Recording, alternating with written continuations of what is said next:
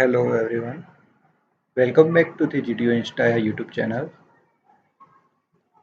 GTO students આજે એક important update સામે આવ્યું છે. GTO દ્વારા ઓફિશિયલી સર્ક્યુલર રિલીઝ કરવામાં આવી છે, જેમાં જણાવવામાં આવ્યું છે કે 28 મેના રોજ ગુજરાત સ્ટેટમાં યોજાનારી તમામ થિયરી અને પ્રેક્ટિકલ એક્ઝામિનેશન્સ પોસ્ટપોન કરવામાં આવી છે.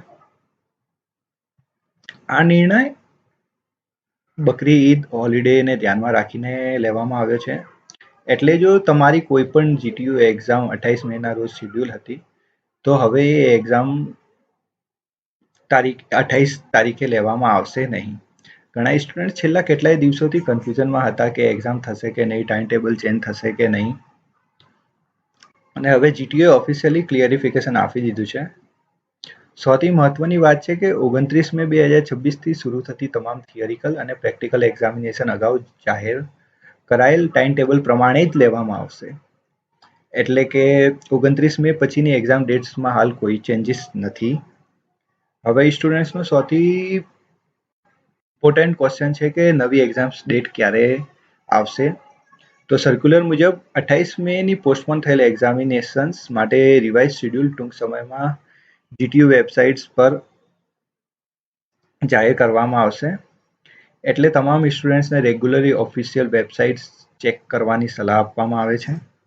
GTOની ઓફિશિયલ વેબસાઇટ્સ તમે અહીંયા જોઈ શકો છો, gtu.ac.in. અહીંયા તમને GTOના related official circulars, updates, exam dates ને બધી માહિતી time to time daily update તમને મળી રહેશે.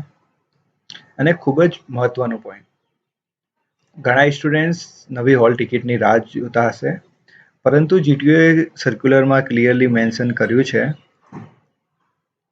રિશેડ્યુલેડ એક્ઝામ્સ માટે સ્ટુડન્ટ્સે પોતાની જૂની હોલ ટિકિટ જ ઉપયોગ કરવાની રહેશે. નવી હોલ ટિકિટ ઇસ્યુ કરવામાં આવશે નહીં. એટલે તમારી એક્ઝિસ્ટિંગ હોલ ટિકિટ સેફ રાખજો. તો શોર્ટમાં અપડેટ છે કે 28 મેની તમામ થિયોરિકલ અને પ્રેક્ટિકલ એક્ઝામ્સને પોસ્ટપોન કરવામાં આવી છે, કારણ બકરી ઈદ હોલિડેના લીધે. 29 મેની તમામ એક્ઝામ્સ રેગ્યુલર ટાઈમ ટેબલ પ્રમાણે જ લેવાશે. રિવાઇઝડ ડેટ GTO વેબસાઇટ પર ટૂંક સમયમાં જાહેર થશે અને એક્ઝિસ્ટિંગ ઓલ ટિકિટ જ તમારે વેલિડ રહેશે. જો તમે GTOના આવા ફાસ્ટ અપડેટ્સ, અલર્ટ્સ અને રિઝલ્ટ્સ અને સર્ક્યુલર એક્સપ્લેનેશન સૌથી પહેલાં મેળવવા માંગતા હો, તો GTO ઇન્સ્ટાને સબસ્ક્રાઇબ કરવાનું ભૂલશો નહીં. મળીએ આગામી GTO અપડેટ સાથે. Thank you.